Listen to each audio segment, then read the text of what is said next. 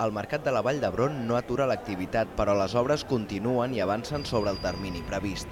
Pels usuaris, les millores eren necessàries, s'estan fent per fases i ja es noten en alguns aspectes. Está más junto todo, más concentrado para nosotros, tenemos con más comodidad.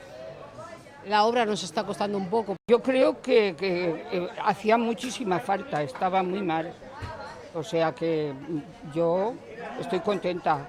El que més crida l'atenció és l'estructura metàl·lica que s'està instal·lant a l'exterior de l'edifici.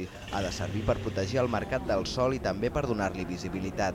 A més, s'ha canviat l'accés dels vehicles, que ara es fa pel carrer de Coll a l'entorn, i l'aparcament, que ja està disponible, igual que els ascensors i els muntacàrregues. Un mercat totalment nou, adaptat, amb accessibilitat pels clients, amb 2 plantes de pàrquings noves, que cadascuna en tindrà 50 places d'aparcament, ben grans.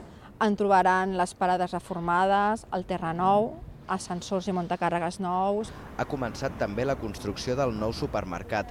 Falten per instal·lar els elements de fusteria i els vidres, fer l'horta a la coberta i l'aula de cuina, així com la façana i l'espai de l'entrada al mercat. Està previst que els treballs acabin a finals d'any.